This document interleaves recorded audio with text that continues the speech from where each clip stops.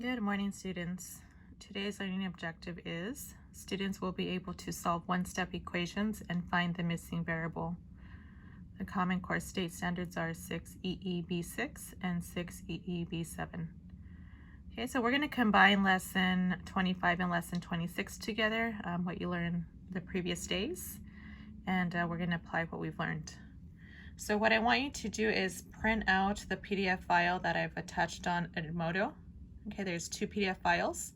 The first one we are going to go over together is solving one-step equations, but we're going to focus on the addition and subtraction. Okay, so we'll go ahead and start off with the first problem. So looking at the first problem, we'll go step by step. Here it's saying x plus 9 equals 12. Okay, so you need to think, well, what's the opposite of addition? Okay, we know the opposite of adding is subtracting. So what are we going to do on each side? We're going to have to subtract 9 on each side in order to find our missing variable x. Okay, so positive 9 minus 9 is 0. That cancels out. And 12 minus 9 is 3. So for number 1, x represents 3. You can always check it. So you can think, well, 3 plus 9 is 12. Okay, so yeah, 3 plus 9 is 12, so 12 does equal 12 here. Okay, let's go ahead and look at number 2. Here we have s minus 1 equals 10. So again, we need to get s by itself. Well, we need to think, what is the opposite of a negative 1? Okay, or subtracting 1. So the opposite of subtracting is adding. So we need to add 1 to each side. So we add 1 here and we add 1 to 10. Okay, so negative 1 plus 1 cancels out, gives us 0. And then 10 plus 1 is 11. So S represents the number 11. Well, you can check it. Plug in 11 for S. So 11 minus 1 is 10. So yes, it checks out. Okay, let's look at problem number 3. On this one, now you see the equal sign over here, opposed to over here, it's on the right side. Now over here, it's on the left side. Don't let that confuse you, it's the same concept. So now we have z minus 11 equals 3. Well, the opposite of subtracting is addition. So we know we need to add 11 to each side.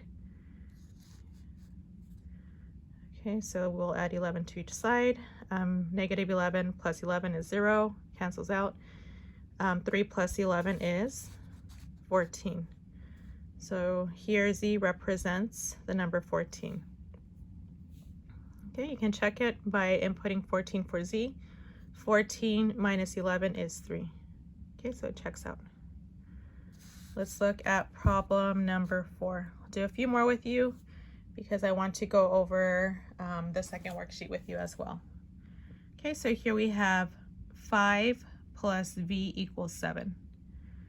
Okay, so here, if there's no symbol in front of the number, that represents a positive. So here we have a positive 5. The opposite of a positive 5 is a negative 5. So we'll subtract 5 from each side. Okay, positive 5 minus 5 is 0. And 7 minus 5 is 2. So number 4, y represents the number 2. Well, you can check it. What is 5 plus 2? It's 7, so it checks. Okay, I would like you to do the same strategy for the other problems for number 5, 6, 7, 8, 9, and 10. You can also go back to your workbook to lessons 25 and 26. On those ones, I believe you did a tape diagram as well, but this for this worksheet, you don't have to include a tape diagram. Okay, so let's go ahead and we'll go over the next set of problems. Okay, so let's go ahead and go over solving one-step equations, but now we're going to use multiplication and division. Okay, so now we're going to focus on using multiplication and division. So let's go ahead and look at the first problem. So when you see two numbers, a number and a variable together, that means to multiply. So this is going to be 3 times x equals 36. Well, what is the opposite of multiplying? Is to divide. So here we need to divide both sides by 3 in order to get x by itself. Okay, so this line means to divide. So now this cancels out. We can bring down x by itself. And what is 36 divided by 3 is 12. So here, x represents 12. You can also check your work. You're going to do 3 times 12.